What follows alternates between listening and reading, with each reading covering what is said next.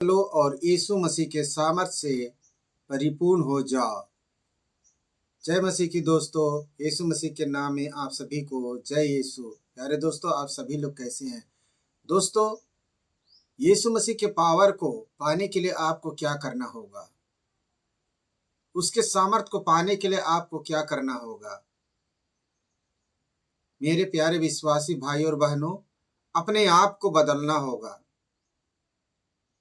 जैसे कि याकूब का अर्थ क्या होता है? याकूब का अर्थ है धोखेबाज, धोखा देना। दोस्तों, इस याकूब को अपना नाम बदलना था, परंतु ये समझ ही नहीं पा रहे थे कि हमें क्या करना है।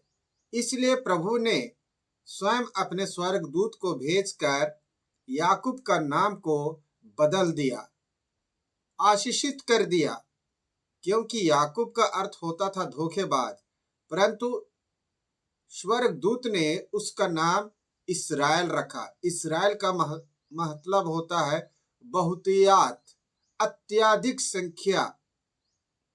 दोस्तों, यह जीवन हमें पिता ईश्वर ने दिया है और हम पिता ईश्वर के इच्छा के अनुसार हमें चलना चाहिए, परंतु हम इस संसार की मोह माया में, इस संसार की रंग बिरंगी चीजों में, वस्तुओं में, जिसे हम स्वयं आनंद का मूलभूत समझते हैं, पाना चाहते हैं, और उस चीज को पाने के लिए हम उसी प्रकार का व्यवहार करते हैं, उसी प्रकार का कार्य करते हैं, शायद जो कि हमें ईश्वर को पसंद नहीं आता है।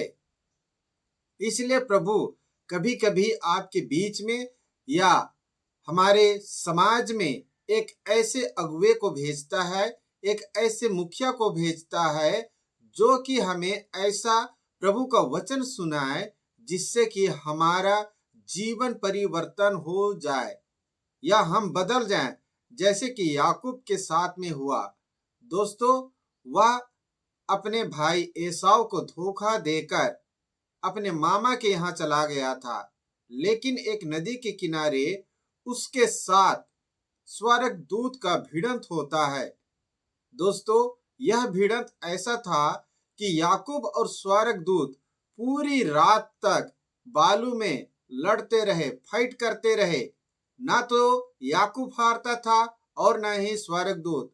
हम जानते हैं दोस्तों, स्वर्गदूत का पावर अत्यधिक है, वो महिमा से परिपूर्ण है, क्योंकि उन्होंने अपने आप को पिता की सेवा के लिए अपना जीवन सब कुछ को सौंप चुकी हैं, और पिता ईश्वर ने स्वर्गदूतों को अपनी सेवा कार्य के लिए, अपनी महिमा के लिए बना रखा है।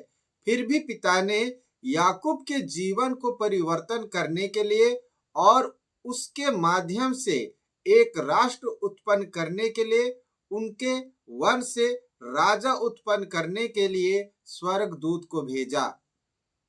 और उसी स्वर्गदूत ने पिता ईश्वर की आज्ञा के अनुसार याकूब को कहा कि याकूब, आज से तुम्हारा नाम याकूब नहीं रहेगा, परंतु आज से तुम्हारा नाम इस्राएल रहेगा, और तुम्हारा वंश इस्राएल के वंश के नाम से जाना जाएगा, और वह इतना विशाल होगा कि पूरी सृष्टि में उनका नाम होगा, उनका कद बढ़ेगा।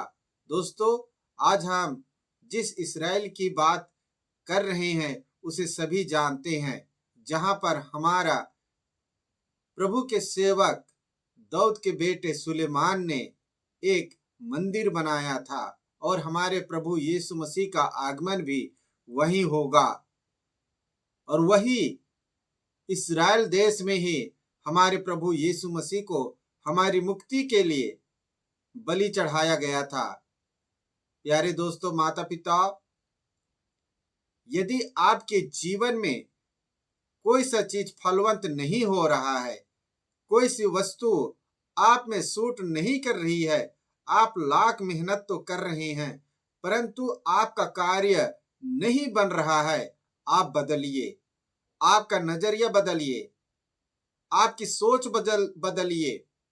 आप देखिए पवित्र वचन आपको क्या सिखा रहा है, क्या बता रहा है, आपको कैसा चलना है, आपको किस तरह से प्रार्थना करना है। जब आप पवित्र बाइबल के वचन के अनुसार अपने जीवन को ढालेंगे, उसके अनुसार आप कार्य करेंगे, तो आपको कोई ताकत रोक नहीं सकता है आगे बढ़ने से।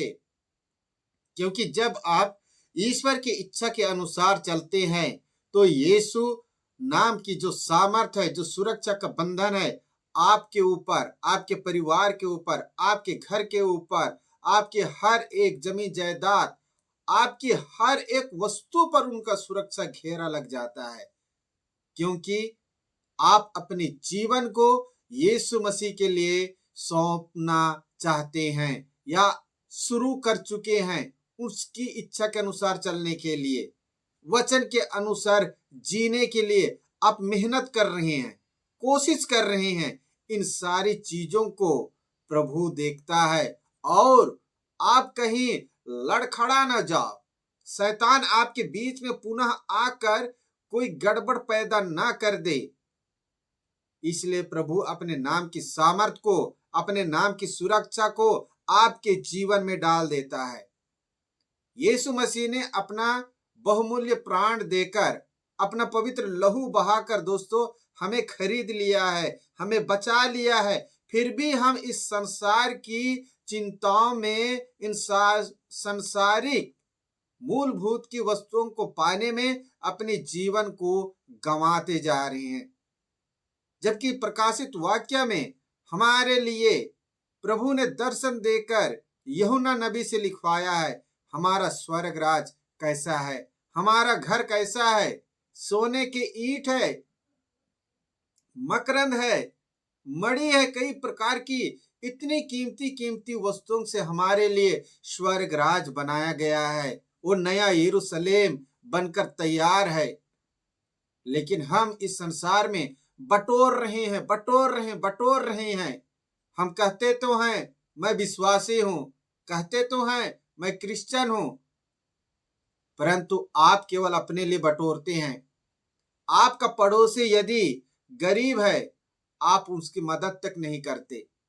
और मदद कैसे करेंगे? थोड़े में मदद ऐसे कीजिए कि उस परिवार का ही उद्धार हो जाए, उस परिवार का ही उन्नति हो जाए। आप उनके जीवन को यीशु मसीह के नाम से बदल डालिए, तब वो गवाही देगा। वो गवाही प्रभु की महिमा के लिए होगा। वो आपके माध्यम से यीशु नाम की, मसीह नाम की, पवित्र आत्मा जी का तारीफ होगा, प्रशंसा होगा, उसकी जय जयकार होगा। वो कहेगा मैं प्रभु से प्रार्थना करता था, प्रभु ने मेरे परिवार के दुख को, तकलीफ को दूर करने के लिए एक माध्यम बनाकर भेज दिया और वो मेरा पड़ोसी निकला। मैं सोचा भी नहीं था, परंतु प्रभु ने मुझ पर दया किया। दोस्तों, आप लोग अपने आप को बदलिए। आपके पास अभी समय है। ये मत सोचिएगा मैं 1 महीने बाद, 10 साल के बाद, 50 साल के बाद मैं अपने आप को बदलूंगा, अभी मैं अपने लिए थोड़ा जमा कर लेता हूं। प्यारे माता पिता, प्रभु का वचन हमें सबके प्रति एक समान व्यवहार करने के लिए कहता है। यदि आप नौकरी करते हैं, आप बहुत ज्यादा अमीर हैं या आपके पास धन दौलत बहुत ज्यादा है, आप उसे लेकर नहीं जाने वाले। आपको अपने जो बल है, अपना जो धन है, उससे दूसरों का मदद करना चाहिए। इतना मदद कीजिए कि उस परिवार का उद्धार हो जाए। इतना मदद कीजिए कि उस परिवार का जो विश्वास प्रभु के प्रति है वो आसमान को छूने लग जाए। इस तरह से उनका मदद कीजिए ताकि वो आनंदित होकर आपके प्रति और ईश्वर के प्रति आभार व्यक्त करे और प्रभु की महिमा करे, तारीफ करे। प्यारे दोस्तों, यह वीडियो आप लोगों को कैसी लगी? आशा करता हूं प्रभु का वचन आपके जीवन में कार्य करेगा और आप प्रभु यीशु मसीह के आशीष और प्रेम में आगे बढ़ेंगे। धन्यवाद। प्रभु यीशु मसीह आप सभी को आशीष प्रदान करे। आमीन।